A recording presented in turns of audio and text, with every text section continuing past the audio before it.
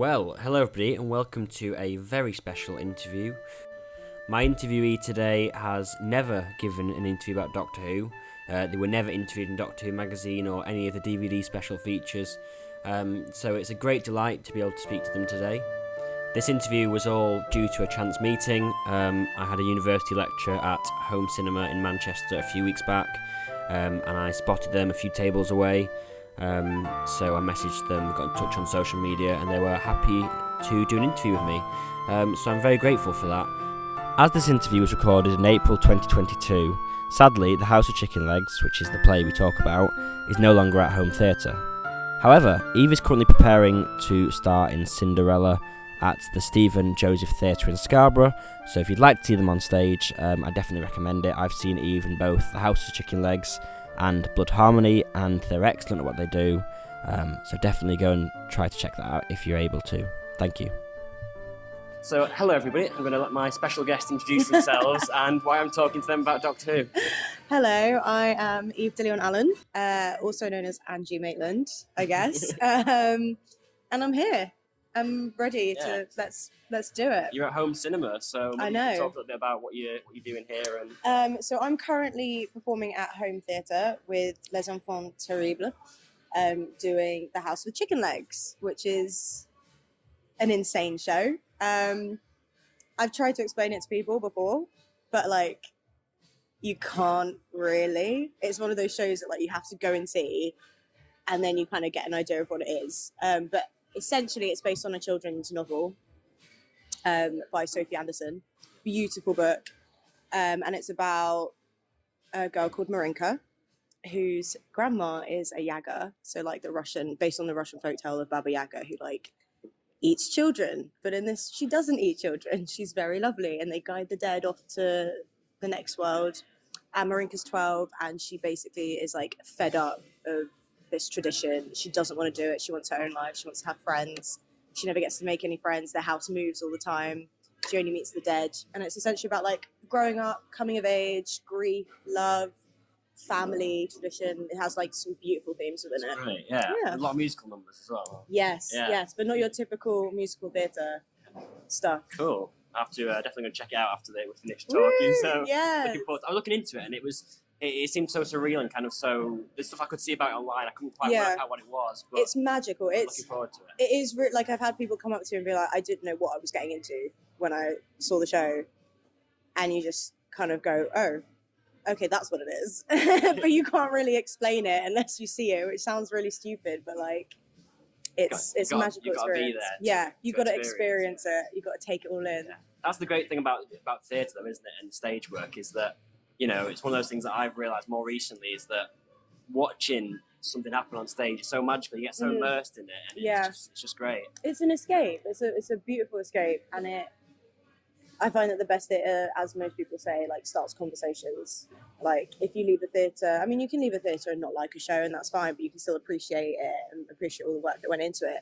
But it's just great when you go see a show and you come out of it and you're like, oh yeah, that really made me think about my life, or people I know, or possibilities in the future, and all that kind of stuff. That's what I love about it. So maybe we should go from the most recent thing, House of Chicken Legs, right back to the start. Right back to the start. So how did you get into acting? And God, I've literally always known that I wanted to do acting, or at least performing, ever since I could kind of walk. I remember I think the first musical I ever saw was The Wizard of Oz, the film. And I was just this is amazing. This is bright and colourful and fun. And every year my dad would ask me what I wanted to be. And I'd always be I want to be a performer. I want to be a performer. So it was just kind of this innate, magnet. So they were quite supportive of you doing that. Oh yeah. My family have been amazingly supportive. So I was originally doing ballet with the Royal Opera House when I was younger. And then I wanted to go to an acting club. So my mum let me go to a youth theatre, and I just absolutely fell in love with it. And I remember about maybe a month or two after I joined this club, when I was 8, an agency came and they were looking for kids to join, and I literally begged my mum to let me audition for this agency. Me and my childhood friend, we were we need to do this, we need to go for it. And so we both did it, and our parents kind of allowed it. I think my mum was a bit apprehensive because I was 8. but she was like, oh, okay, what harm can it do? And it just went from there, funnily enough. And like my grandparents have been really supportive, and I'm lucky that my mom wasn't like, I want you to have a real job. Yeah. And it's nice that you didn't also put the pressure on you to do the action. That was your own. Oh yeah, no, drive. she never. Yeah. I don't think she really wanted me to do it, because I was a quote unquote gifted child, Right? And like I was really. I mean, I'm not smart anymore like that, but I was really smart, and I was good at a lot of things. So there are a lot of things I could have done, and I guess she wanted me to keep my options open, but I fell in love with acting, and that was just all I've ever really wanted to do. And I think she knew that, and obviously she wanted me to have backup options, but she always supported me, never like said, you should not do this, you should focus on other stuff. Yeah. Like I dropped out of school at one point, like twice actually, one in year 10, and then I moved to another school, and then I dropped out of sixth form because it was just a horrible place. And she's always been very much like, okay, that's your decision, like I don't necessarily agree with it, but like, well, maybe that goes to show as well that at the end of the day, you may have dropped out of sixth form or whatever, but it goes to show that maybe that's the issue with the schools, is that you've still ended up all right, and you've still got to where you need to be. Well, yeah, I failed my maths. Like, I failed my maths GCSE. I got a C in the retake. Like, I didn't do A-levels. I did a BTEC course at, like, a college in North London in performing arts. And I'm here. And, like, if I hadn't have quit, I mean, I was working, when I was 16, I was working in a media centre, doing like programming and coding and building robots and programming them to do all sorts of things. And if I hadn't have taken that year out and then another year after college, I wouldn't be doing this now.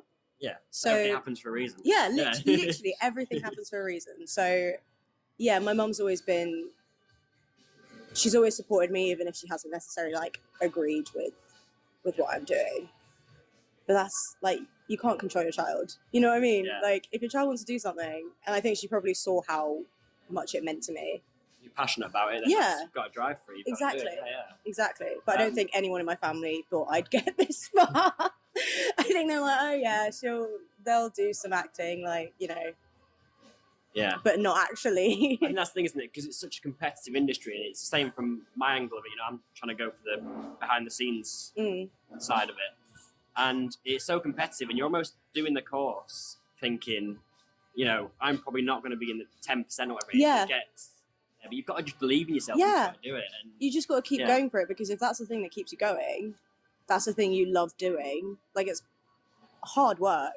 It's awful. And sometimes I'm like, why do I do this? Strange hours and no proper regular pay. No, exactly. But like, you love it. So I'd much rather be doing this than working in an office, like 9 to 5. That's true. Probably kill myself. Same day, day in, day out. Literally. So the first kind of program that I've looked into that you were on was Nuzzle and Scratch. What are your experiences working on that show? That was amazing. So I think that was actually the first audition that I went for with my agency so I did it when I was 9. And I was so excited. It was incredible. And I do remember absolutely hating my costume. I was like, you could not tell me anything when I was a kid, and you probably still can't. But I remember you were the boss. I was the boss, and I was so excited. And they made me wear like a suit, and I was like, no, I look like a boy. I do not want to wear this. But no, it was amazing. It was absolutely amazing. It was, I mean, obviously when you're a kid, they pamper you, and like, everyone's waiting on you hand and foot, which is absolutely insane. Like, you don't have to carry that. Here's loads of snacks and sweets and food and all the E numbers. Yeah, literally all the E numbers, all the sugar. But it was fun. Like, it was really fun. And I mean, I can't really think about what other people probably thought of me as like a 9-year-old kid doing it. But yeah, it was great fun. I was having the time of my life. I was living my dream at that point, and I was only 9. And like, I remember the guys doing the puppets.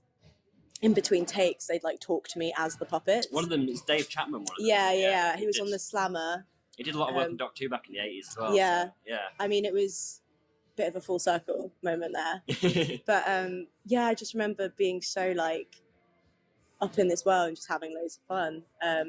Yeah, it was great. Did you find it difficult to work with puppets when you were a child, or was that fair? No, I was all whimsical and all that kind of stuff. So I was just like, yeah, oh my God. Like, because also they would be like under a table. Yeah. So the puppet would be there and they're on these kind of like beds that's just truck. So they use their feet to move around. So I could actually only really see the puppets.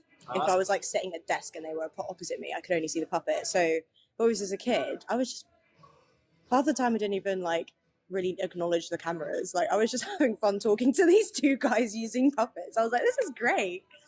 So yeah, it was a lot of fun. That's a crazy first experience, isn't it, as well, to break into the action industry and work with puppets. Yeah, I mean, again, working with puppets now. A theme, possibly. Yeah, no, it was really great. It was really, really fun. It was like my first taste of the industry. So maybe we should now go on to talk about Doctor Who. Yeah, let's do it. The big reason that I was sat in a uni lecture outside home cinema and thought, I recognise that person over there. It's me. So we'll talk about Doctor Who. So how did you... Well, first of all, is it your first interview? Have you already kind of answered this off? Yeah, no, I've never done an interview before. Yeah. Ever. Because you were never interviewed in Doctor Who magazine. You weren't on any of the documentaries. No, which actually I'm glad. Yeah. I'm very happy about that. Because my character wasn't necessarily well received. It's interesting. I wasn't going to bring that up, but I would agree with that. I think a lot of the fans... Yes, they did not like my character or the fact that there were children on the show. Yeah. And like at that age, I think I was 14, 15. I was 15 when it came out. And like, that's a really hard thing to deal with as a young teenager. Like not, you take everything personally when you're a teenager. And like, as an adult, you still do. But like, as a kid who's suddenly, like, I was watching Doctor Who from when I was 8. Like, I was obsessed with it. I was proper into it. So being on my favorite program with my favorite doctor was the most indescribable experience. And then to do that and have so many people just hate your character, I had to be like, okay, well, they don't hate me, they hate my character. I think a lot of the complaints, certainly that I saw, and I quite liked your character, I thought you were both quite good. Oh, thank you. But I think a lot of the stuff that I saw online at the time was that it was more the writing, and they weren't realistic teenagers. And they were not. I mean, I remember doing some ADR for it. Will everyone know what ADR is? I don't know who's listening to this. I don't even know who's listening to this. I don't know myself. Additional... Oh, you can explain it. Well, so ADR is like when you film something and you go back into the studio and you record over lines, or like if a character's back is turned, you have to record some lines that they want to say. If they want to change some lines, that's what you do. And I just remember having to do ADR, and it was when I was getting carried by the Cyberman. And they're like, okay, we want you to say, put me down, I hate you. And I was like, have you spoken to any teenage... like, I was like, I am a child who has just been kidnapped. I'm not going to tell this person that I hate them because I think I'm going to die. Like, you know what I mean? It was stuff like that. And like, I think they very much wanted to go with that moody teenager and then have my sibling as like, you know, like it's like Horrid Henry and Perfect Peter, that kind of vibe. But it was just so unnatural. He was like super, super clever as well, wasn't he? Yeah, he was super smart, super like... literally Perfect Peter, and I was fucking Horrid Henry. And I had so much fun, but it was also just like not realistic, the lines at all. But then I also have to remember that like it wasn't about me, you know what I mean? These are just characters who kind of come in aid in some form or other, or create trouble like I did. But yeah, it was insane. Did you get much input into how the character was written, or was that nothing to do with you? Nothing to do with me, and I don't think when I was that age I would have had the kind of assertiveness to... I mean, I was just there, I wanted to please everyone, I wanted to... You know what I mean? I wanted to be the best that I could be. I mean, it was amazing anyway. It was a beautiful experience. I had so much fun. It was hard work. Definitely hard work. But yeah, it was great. But yeah, that was a hard thing, kind of reading reviews. But I've learned from that. I was going to say, a lot of actors don't read reviews. So that's brave, yeah. Yeah, I think, I mean, because there's been like a definite, like obviously there's been like a lull, a massive gap from when I've done any TV work kind of thing between Doctor Who and like coming out of drama school, I haven't felt like, obviously I haven't had to decide whether that's something I want to do or not. Yeah. I mean, I read the reviews for House of Chicken Legs, but I also did say to my mum, I was like, don't send me a review unless it's good. Yeah. Because some actors don't even read good reviews, so I guess it just depends on the person. Yeah, and I suppose the thing is, well, you've got to remember that you can't please everyone all the time. No, exactly. Exactly. Yeah. And like, I've learned a lot from that. And, you know, at the end of the day, people may have hated my character, but I was on Doctor Who, so like, who actually cares? You're being interviewed now, but they're not being interviewed. Yeah, exactly. So how did... So maybe we'll go through the stories in order. So the first one you run was The Bells of St. John. Yeah. Obviously written by Stephen Moffat, directed by Cole McCarthy, yes. I believe. So how did you get the part? Was that to do with... I know Andy Pryor was the casting director. Was it... Yeah, so... to that? I got it through my agency. So I signed with my agent, and they were like, yeah, sending you for Doctor Who casting. I was like, what? I can't actually remember faces of people who I saw in the castings, but who were like casting the show. But I went for initial audition, and then I got a recall. And then in the recall, I met the boy who was playing my brother, and we had to do like an improv scene. And then I think we went for one more, and then it was just waiting and waiting and waiting. And then like maybe 2-3 weeks later, I got the call on the bus home from school, and I was like screaming on the bus. So yeah, I mean, a lot of people ask me how I got the job, and it's literally just through my agent. Like, luckily enough, they put me up for it, and I was seen, and they liked me. So Did they try you against different boy actors as well, or was it? No, it was just that. So I think they had an idea of what they wanted. I mean, casting directors are amazing because they can literally tell just from like 10 minutes who's going to work well with who, which is, I mean, obviously not all the time. It's not an art, like it's not a perfected art, but yeah, they can tell, and it worked really well. Yeah, so what we've kind of already spoken a little bit about this, but what was it like entering the world of Doctor Who? Did you find the Doctor Who fans were quite overbearing and it was quite intense kind of franchise to enter, or was it fairly... I think I thought it was going to be way more than it actually was.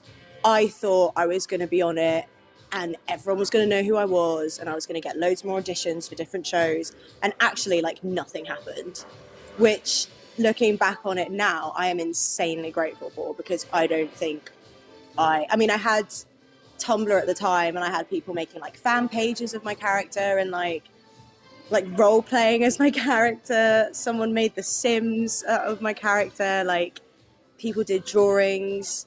I did get fan mail, and I think the thing that shocked me was that like I got sent fan mail, and some of the pictures were like pictures I'd posted on Twitter of just me.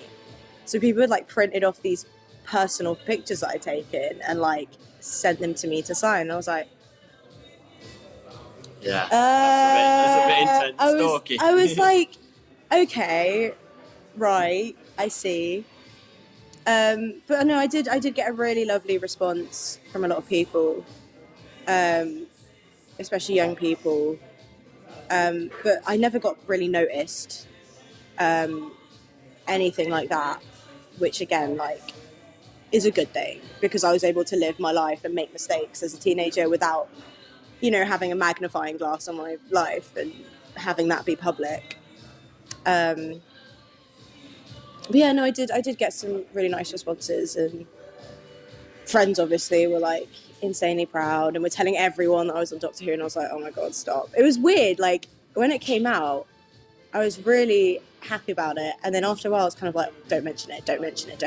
Really? Wow. I don't know whether that was kind of like a complex of like, I don't want to come across as like obnoxious, or like walking through and be like, oh yeah, I was on Doctor Who. Like I've never ever done that. I've never actively said that I was on Doctor Who. Yeah, I mean, people in school, in third year, like drama school, have recognised me, and they kind of come up to me and like halfway through second year, and they're like, oh my god, you're on Doctor Who. I was like, you've known me for 2 years. Like, stuff like that, yeah. Do you still get people writing letters to you and asking for autographs and stuff, or is it fair? Is it kind of weighing off a little bit since? Definitely a lot. But when I was doing Indecent Proposal at Southwark Playhouse last year in November, I had people like, I would go to the theatre for a matinee and I would have people waiting outside for me. Wow. And they'd be like, oh, Miss Allen. I was like, who are you? Like, hello? How do you know me? And then they get me to sign like some Doctor Who stuff. And I did have letters sent in. So obviously, like, because my name had got out there again, it kind of resurfaced a little bit, but it wasn't anything major at all. So, here's another question. So, did you get on well with Cassius that played your brother? Yeah. Yeah. Oh, there's a bit of hesitation. Well, I think we did get along at first. I think it was really lovely. And then he kind of did become my annoying little brother. And I admit that was just me being a moody teenager. But he was a lovely boy. And he was younger in the real life? Yeah. In real life, he was younger than me. I think he was probably maybe about 11 or 12. I'm not sure. Not staying in contact with him? No. No, I was like, I'm done, bye. Yeah, but I got on really well. Mostly very well with him. It was hard because unlike when you're doing theatre, you don't really hang out with people once you're done filming. It's kind of like, especially with the schedule. So like because we were minors, we had to be scheduled certain hours that we could work. And then once we'd done those, they'd get our doubles in to like do like back shots or whatever. So actually I didn't spend loads of time around other people in the cast. I know they also double banked a lot of it, so I know you did your stuff for the Crimson Horror at the same time as Name of the Doctor. Yeah. So we did. I think we filmed over the course of like, I want to say 3 months, on and off. It was October, November time, wasn't it? Yeah. It was in the autumn, and I was like missing school, and I was like, haha, yeah, I'm missing school. I'm going to Wales. So it was like a week on, and then like a week off, and like 2 weeks on, and then like obviously school life, school work balance, I guess. But yeah, I think that's one of the things that people don't necessarily get about filming. Is like they think it's going to be like you're really buddy, but unless you're constantly like main characters together on a series, you don't really interact with anyone. Like, and I suppose because there's not a rehearsal. Yeah. The same way, obviously, old TV there was a lot of rehearsal. You know, they used to rehearse in the week and then record it at the weekend or whatever. Whereas no, you get the script. With a new show, there's nothing. You get maybe a read through, but even that's dying out a little bit in some. Yeah, we had a table read one day, like way before we started filming, and then literally, I'd get the script, read through it, and then on the day I'd get the sides, like the pink sides. We'd go into the set, we'd do like a rehearsal, and then start filming. Like it was so intense, like quick. Let's just do it. Yeah. I mean, I was having the time of my damn life. I was like, yes, oh my god, I'm in the TARDIS. Like, wow. So it wasn't that bad. But obviously, as you get older, it can be a bit like, how do I have time to prepare for this? You have to really do. And like, I remember someone saying online that like my acting was wooden. And I was like, how could you say that? But it was because like, as someone who had no training. And that's literally why I stopped acting. I went to drama school and I dropped my agent because I was like, if I want to do this, I need to be like good. Like I need to have training. But like reality, I was a 15-year-old kid, like 14, 15 years old, going off to Wales, getting up sometimes at like 4 a.m, going shooting. And then the only time I would have to prepare my character would be like, if I was hanging around waiting to film or in my hotel room. You know, it's not the kind of long process people think it is. It's really quick. Yeah, you get so much done in a day. It's crazy. How, oh yeah. We're like, oh, we did all that. That's weird. Yeah. So what was it like? Obviously, again, as a kid at the time, was it difficult working with all the effects and green screen and stuff, or was that fairly easy for you to? Oh, it was so easy. I mean, so there was one bit I remember, and it's when we, it's in the Nightmare in Silver, and we go and we kind of look out at this massive fairground. And obviously that was just a green wall. And we were like, okay. And I was having to look amazed. And I was like, do I look like what? Where am I looking? Like, what is it? what am I actually? And I had to imagine it. And that's fine. But like, you kind of look at each face and it's like, you're not everyone seeing the same thing in their head. Yeah. And the fact is as well, I bet that the people that are actually designing what's going to go on that green screen, most of the time probably haven't even decided themselves what's going to be there. They'd be like, I don't know yet. Yeah, like it was insane. I'm just trying to think of other things. And yeah, like at the end of that episode where we're like watching this planet blow up and then the floor like shakes. And we had to be like, whoa, like, oh my God, it's shaking. Wow. And like fall down. I was like, that's not real. Where am I falling? Like, what am I looking at? Where's the explosion happening kind of thing? But it was easier than I thought it would be. Special effects wise was awesome for me because I got to sit next to Matt while he was getting his like prosthetics done. So I was having mine done as well. I just found it so fascinating, and like the Cybermen as well. The suits were just made of like rubber and like foam, and you look at it and you're like, oh, you touch it and you're like, oh, that's soft. They had all the stomping in afterwards, I guess. Yeah, they add all like the shiny, the little glitzy bits. But yeah, it was just so strange. It was awesome. It was, like for a kid, it was like I'm in like Disneyland. This is like a nerd's Disneyland, pretty much. So whilst we're on to Nightmare in Silver, there's something I wanted to ask you, and I wasn't sure if I should ask you or not. Is this about the script? Yeah. I knew you were gonna. It wasn't me. It was my mum. Okay, I just want to make that really clear. We were in a taxi. It was the most mortifying experience of my life. I can imagine, yeah. It was Halloween as well. That was the other thing, wasn't it? It was Halloween night. Halloween? I think. Or it was around Halloween, certainly. It must have been. All I remember is we got in a taxi. We had finished like filming or something, gone back to a hotel, and we were like, okay, let's go for dinner. Me, Cassius, my mum, and his mum. And we were going to Nando's, I think it was, and I had my script, so I'd just come back from filming.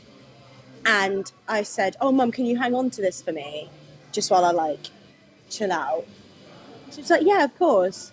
Got to the restaurant. And I was like, where's my pink folder? She was like, what pink folder? I was like, the one that has my script in it. And she was like, I don't know. And I was like, oh, I must have. That's weird. I was like, I don't know what I thought at that time. I can't actually remember the thought process, but then I remember seeing. It was an English literature student, wasn't it? Hannah Durham that found it. I don't know her name, but I was mad. I was like, I have never considered murder before this, but I'm on my way there. And like, luckily no one's, but like, I remember going into filming like the next time and I just went, God, like everyone knows, everyone's going to think I'm so unprofessional. No one's going to work with me. No one's going to like me. Everyone's going to hate me. And no one said anything at all. And I was kind of like, oh my God, I'm going to get kicked off the show. Like, they're just going to kick me off. Obviously, luckily, like nothing specific was released, but it was like. It had It had my bloody watermark. It had my name watermarked on the damn script. And I was like, I can't, like, there's no way that I can just pretend this isn't my script. And yeah, and I remember going on the computer and just trying to find her and be like, why would you do that?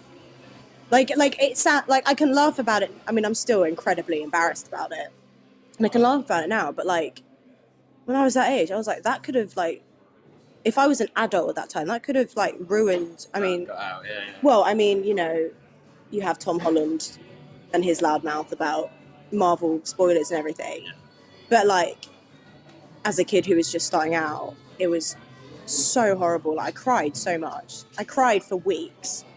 Because I was like, this is going to ruin everything. And I was like, why would you do that? Like, why wouldn't you just return the script? Like, what, like... She did return it eventually, didn't she? Eventually. Yeah. After she'd went to the newspaper. And I was like, why would you do that? Yeah. Like, why... And maybe it's because I've had that experience. But I was like, I wouldn't do that. Maybe that's because she didn't have the experience of what it's like to work. Maybe she just didn't see it from the TV perspective. Yeah, you don't... Right. No, you see it from a, oh my God... Make a bit of money off it. Yeah, literally. And I'm like, you know what? That's me putting my middle finger up. But yeah, that was a thing. And I'm still, when I think about it, I do want the ground to swallow me up. But it wasn't a publicity stunt. Oh God, no! Oh my God, no! No. Not from you. I mean, from the from production thing, or no, not at all, not at all. It was all. I mean, I'm assuming it was all very hush hush. I was just there living my life. Like I was just like, woo, I'm like, Cybermen, and I'm walking around set, and I'm like in costume, and I see all the bow ties, and I'm like, I'm gonna put on the fez, and like all that kind of stuff. Because it had the title "The Last Cyberman," didn't it, on the original script? Yeah. And I was like, fuck. It was bad. No, it wasn't a publicity stunt. And if it was, I don't know how they would have. Like, maybe your mum was. Yeah, maybe she was. Maybe it's a massive conspiracy theory. But yeah, I cried.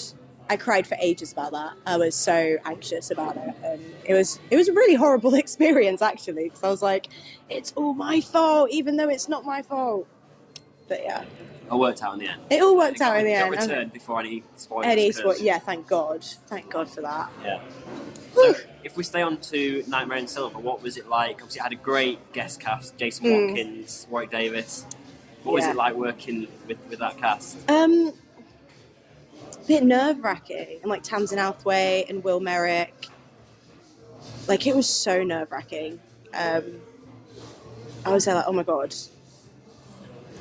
Like, what do I do? How do I act around these people? Because it's weird because you're literally doing a scene with someone, and sometimes it's not like an intense scene, but you're having like a conversation, and then it cuts, and you're just kind of like, hi, hello, like how are you doing? Yeah, I mean, I chatted with Jenna a lot because we were in like a lot of scenes together. On the whole, like it was great chatting with everyone, and I kind of I chatted with Matt a bit, like outside of filming, so if we were like, you know, in makeup together or whatever. And that was really nice. Like the crew were all absolutely amazing. They don't get enough credit ever. Like they were the ones keeping me entertained. Like between takes, they were like making me laugh, and we were doing like silly little jokes and stuff like that. So it was hard as a kid when you're around such well-known adults and you don't really necessarily know how to act yet because you don't know the kind of. Because you're not being drama school by that point. Yeah, no, you don't know the kind of do's and don'ts of how you act around other actors, or like if you kind of talk to them about past stuff or whatever. It's very much just like starstruck, like, oh my God, there are so many famous people here, what do I do? Well, the thing is, you say you don't know how to act around other actors, but I suppose at that age, you don't know how to act around other adults. No, exactly. You're working, but you're also a teenager. It's a weird situation. It's very strange because you're literally a child working intensely with adults, which isn't necessarily like a normal thing. And it's not like there's a given hierarchy. So it's weird, but it was fun. It was great. It's strange because you're on their level, but you're also. I'm not. Yeah. literally, like I had a chaperone and all that kind of stuff. So maybe we can talk about the next story, which is your last one, The Name of the Doctor. Only a very, very small. Oh yeah, tiny. Yeah. Obviously, it was your final appearance. Did you feel kind of upset that you didn't get a proper goodbye in the show, or proper exit, or didn't come back for the next series? Not really. I was upset that we didn't get I was a little bit upset that we didn't come back because I would have loved to. I would have loved to do that. I still would. Was the reception? I think it was probably the reception. They kind of went, oh, we shouldn't really add kids into this because people were like, why are there children? This is like not a kid's. Well, the next series they added another irritating teenager anyway. So well, yeah. Maybe it was just me then. They hated. Well, I was like, was it because of the script that they didn't get me back? You lost Caskie's job through that. I know. Oh, so bad. But yeah, it was fine. I think it was more than enough for me. Like, I was like if we're talking technically, I was technically in 4 episodes of Doctor Who, which was like more than I ever could have wanted from that. And I had an amazing time, and like, I think it's fine they didn't get a send off because it wasn't their story. You know what I mean? It wasn't about them. It was about Clara. So it was fine, I guess. Yeah. I mean, they did, you know, it was like, oh, we went on this great adventure, bye. So it was a little bit of like that, so we're just gone. So you're a Doctor Who companion. Yeah. Like, briefly, very briefly, but I like to imagine that they had other adventures. I think that was that was one of the issues with the script, because I know that Nightmare in Silver was originally, I think, a 2-part, and it was cut down to a 1 episode. So maybe if you'd had that extra episode, maybe there would be more time for you to flesh it out. And yeah, definitely. But I also think I wouldn't have been able to do that at the age I was with the training I didn't have at that time. Yeah. But it was a great experience, and like I couldn't have asked for more, really, to be quite honest. Like, I'm very happy with it all. Did you, because obviously you were working on the show during the 50th anniversary, how aware of that were you, or was that kind of... I was aware of it, I was very much aware of it, but I think I was just so wrapped up in being in Doctor Who, I didn't really pay any attention. I was like, oh, I don't care about that, this is all about me. Yeah, it was weird. I acknowledged it, I knew it was there, but it wasn't kind of in the forefront of my mind at that point, even though it should have been a little bit. So the last question I've got about the Doctor Who stuff is, obviously when you appear in a Doctor Who, you're in it for life, you're remembered for the rest of your life. That will be in your obituary when you die. Oh God. Yeah. So the question I've got is, are you happy to be associated with it, and is that something you're proud of doing? Or? Oh, absolutely, absolutely. Like, from a personal standpoint, always. And I think it's such an incredible legacy. I mean, I don't watch it anymore. I stopped watching it after Matt Smith went. So I was like, I can't do this. I can't. Like that's my doctor. Like that is my. Like he was my doctor. And also, I just didn't like Peter Capaldi. But that's a different conversation. I think I watched was it the Christmas? I don't know what episode it was, but there were like dinosaurs in Victorian London or something, and I was just like. that was Peter Capaldi's first one, Deep Breath. I think so, and I was like, what? Like, what is going on? I'm having none of this. Like, this is ridiculous. But yeah, I mean, it's incredible to be part of something that has been a part of, like, TV culture for so long and has such a long legacy and such a large community and such incredible actors working on it. It's like, wow, like I'm part of that, even in a very small way. But yeah, I'm incredibly proud of myself, and I think my family is too, and it's definitely like a little gold medal that I have in my heart. I mean, I still have like all the scripts, all the pink pages, like all that stuff. I still have all of them. Did you take any props from the set or I really wanted to take a fez, but I didn't. Yeah. I wanted to take a bow tie, but I didn't because I was like, I'm stealing, and Matt was out the door at that point. I know. I should have been like, oh, you know what, whatever. But if they ever do invite me back, then I will be taking something. Would you ever consider coming back if you got the phone call to do the audio dramas? Because they're a big thing with Doctor Who fans. Yeah, why not? That would be fun. Yeah, I mean, if I ever got a chance to be part of it again, I absolutely would be. Because, like, there are also so many really cool fan theories about Angie and, like, who she was and who she would be when she grew up. I haven't heard. I can't remember, like, specific ones. Can't remember specific ones, but people had some cool theories. And I was like, ooh, okay. Like, is she going to grow up to be Queen of the Universe? Like, is that actually going to happen? Like, I'd love to imagine or, like, have someone write about what that could have been. But, yeah, no, absolutely. When I'm working in the TV industry, I'll... Amazing. We'll resurrect it. Thank you. And would you ever do conventions if you were asked to go to a convention and do a load of signing? Or... Oh, hell yeah. I mean, I don't know really what I do with myself. Like, I don't consider myself to be, like... at that level at all, but if I was asked to go to a convention, then yeah, sure, I would definitely go. I wouldn't know what to say or do. I think I'm just be like, oh, I'm just me, like. But you're very friendly and very extrovert. Oh, I'm sure that you would. you. I'm sure you'd fit right in. I hope so. Yeah. I would hope so. I would love to do that. You've never done one of them. No, never. I would love to meet Matt again. Like, I would absolutely love to meet Matt and Jenna again. That's like my one. Dream. Little goal in life is to meet both of them again and just say, like, hi, do you remember me? But, like, just thank them for such an incredible experience. Like, because, people say don't meet your heroes, but actually they were, and it's probably because I was a kid, but, they were beautiful. I mean, Matt Smith is the most Great humble ambassador for the show. Yeah. Oh my god, like most humble, caring, willing, open person like to work with. It was really, really lovely. And he was chatty, and like it was incredible to see him working. Like when he was doing the scene where he's like battling the cyber planner and everything like that. I was like, just because I just had to stand there, but I was like, oh my god, this man is a genius. Like he is in like doing these lines back and forth, just like that. And I was like, oh my gosh, like that's A masterclass, isn't it, in acting? Yeah. I got a free masterclass from Matt Smith on acting. What more could you want? So that's all I've got about Doctor Who. So maybe we could just talk a little bit before you, because I know you have to go get ready soon. But before you do that, a little bit about drama school and your experiences doing that. Yeah. Because I know you went to Rose. Is it, how do you pronounce it? Is it Rose Bruford? Bruford, yeah. I thought so. I am Brew.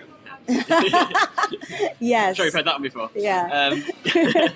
So, what were your experiences like going to drama school, especially having already acted on TV? Did you feel that you were a little step ahead of everyone else, or was that not something that really no, not at all, because the course I knew that going into acting musicianship was a completely different kind of route, because I'd been doing musical theatre for a few years, and then I was like, do I do musical theatre or straight acting? And then I was like, acting musicianship, because I play instruments and sing. And anyway, when we did like filming and stuff for like the 1 week that we did it out of the 3 years, but I won't say anything about that.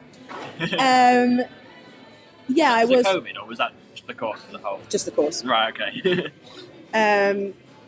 I was a little bit ahead. Obviously, you would be when you've done filming and other people haven't. And I knew kind of how to act for TV, like tone down my performance. But at the same time, like I hadn't done filming since I was maybe like 16, 17. So I was just learning it all over again, but like learning it more in depth as well. I guess you learn a lot like the music side of it as well. Yeah, the music side, but also so much on how to actually act. Like it was incredible. I was like learning stuff that I never even thought was like a thing, like Meisner technique and kind of all these different things that you can do. Animal studies, Laban movement, like stage combat, like all the accents you can do as well. I used to. I haven't done accents for a little while, but I guess sometimes when you're a bit more musical, it comes a bit easier, I think, because I think of accents as like, they're very musical, and if you get the notes right, then you can kind of mimic it. Will you do a Doctor Who musical one day? No, I would never do that. I'm sorry. That's where I draw the line. That is where I draw the line. But yeah, no, drama school was great. I never felt like I was ahead. If anything, sometimes I felt like I was quite behind other people. But it's a very personal journey, which is what I think people sometimes forget when they think about drama school. It's an extremely personal journey, and like, it's amazing. It's absolutely amazing, but it is also hell at the same time. Yeah. But like in a good way. You struggle, and you really have to like look inwards to yourself and discover things within yourself and find out how to bring that into a character and into your work. It's like anything creative, though, isn't it? There's so much self-doubt when you're doing it, and it's such a difficult thing to do. But if you, like we said before, if you're passionate about it, then... Exactly. And I think, like, I do have severe imposter syndrome, like, a lot of the time. I'm like, why me? Like, I don't deserve to do this. So, like, I'm not good enough. But you have to just kind of, like, actively shut that voice away and be like, no, because if you weren't good enough, then you wouldn't bloody be doing it. So there you go. Cool. That wraps this interview. I'm going to let you get off now and get ready. But thank you for taking time. No, thank you for spending time with me. It's been really lovely. Yeah. I finally get to get all my thoughts out. Thank you, Eve. That's been great. Thank you. Sweet. Awesome. What is it?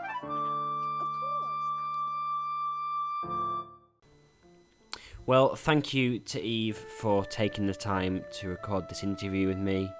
They are a great person to talk to, and it was a great hour spent talking to them about Doctor Who and everything else they've worked on. Unfortunately, since the recording back in April, the House with Chicken Legs has now left home, but I have seen Eve in another play, Blood Harmony, by Thick Skin Theatre, and again, really enjoyed it. I think they're excellent at what they do. So if you would like to see Eve on stage, they're currently in a production of Cinderella at the Stephen Joseph Theatre in Scarborough. Definitely worth checking out, I'm sure, if you're interested, and say hi from me. So until the next time, thank you for listening.